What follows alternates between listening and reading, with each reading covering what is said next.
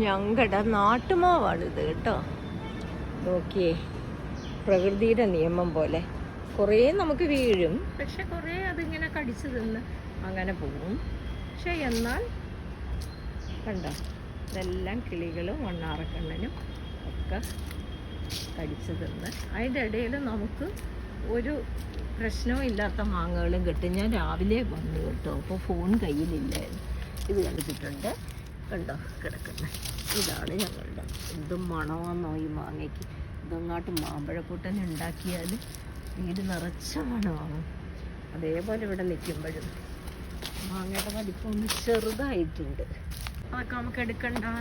ദേ ഇവിടെ കിടക്കുന്നു, ദേ ഇവിടെ കിടക്കുന്നു, ഇതാ ഇവിടെ ഇങ്ങനെ പറക്കിയെടുത്തു. നോക്കി കിടക്കുന്നത് ഇതാ, ഇത് കിട്ടി, കഴിഞ്ഞു. ഇനി ഉച്ചയ്ക്കെങ്ങാനും വരാം. ഇവിടെയും കിട്ടി, ഇവിടെയും കിട്ടി. കിടക്കുന്നു. ഇതാ ഒളിഞ്ഞു കിടന്ന 3 പേരും കയ്യിലെത്തി കഴിഞ്ഞു. കിടക്കുന്നു. ഇവരെയൊക്കെ പറക്കട്ടെ കേട്ടോ. കാണാനില്ലെങ്കിലും എന്തുമാത്രം മാങ്ങകളാണ് നമുക്ക് വീട് കിട്ടിക്കുന്നത്. ഇനി ഇതൊക്കെ എന്തെങ്കിലും. ഇവിടെയും കിടക്കുന്നു, ഇതാ അവിടെ കിടക്കുന്നു, വീണ്ടും ഇവിടെയും കിടക്കുന്നു. എൻ്റെ കയ്യിൽ 2 എണ്ണം, ഇതിൻ്റെ ഇടയിൽ 1 എണ്ണം. ഇതാ 3 ആയി. ഇതിൻ്റെ ഇടയിലൊക്കെ കിടക്കുക. ഇവിടെയുണ്ട്, എടുത്താലോ? ഇതാ അപ്പോൾ ഇപ്പം 3ൻ്റെ കൂടെ ചേർന്ന് 5 ആയി കേട്ടോ.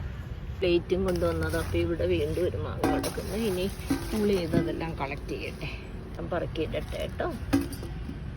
ഇവിടെ നിന്ന് ഇത്രയുമായി. ഇനി അടുത്ത സ്പോട്ടിലോട്ട് പോകുമ്പോഴത്തേക്കും ഇവിടെ 1 എണ്ണം വീണ് കിട്ടി.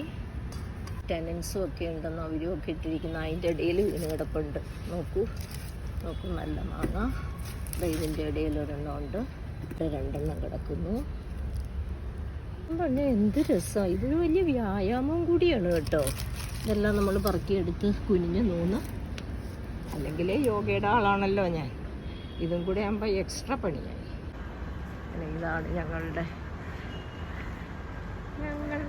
വീട്ടിലെ ഒരു പറമ്പ് വിശേഷം. ഞാൻ ഇവിടെ കൊണ്ടുവന്നിട്ടിട്ട് ഇനി അടുത്ത കളക്ഷന് പോവുക. ഇട്ടിരിക്കുന്നതിനെ പറക്കട്ടെ. മാങ്ങയൊക്കെ പറക്കിക്കൊണ്ട് കയറുവാണ് കേട്ടോ. ഇവിടെയും വെച്ചിട്ടുണ്ടേ ഞാൻ കുറച്ച്. ഇവിടെ ഇരിപ്പുണ്ടേ കുറച്ച് മാങ്ങ. അപ്പം കയറിപ്പോട്ടെ.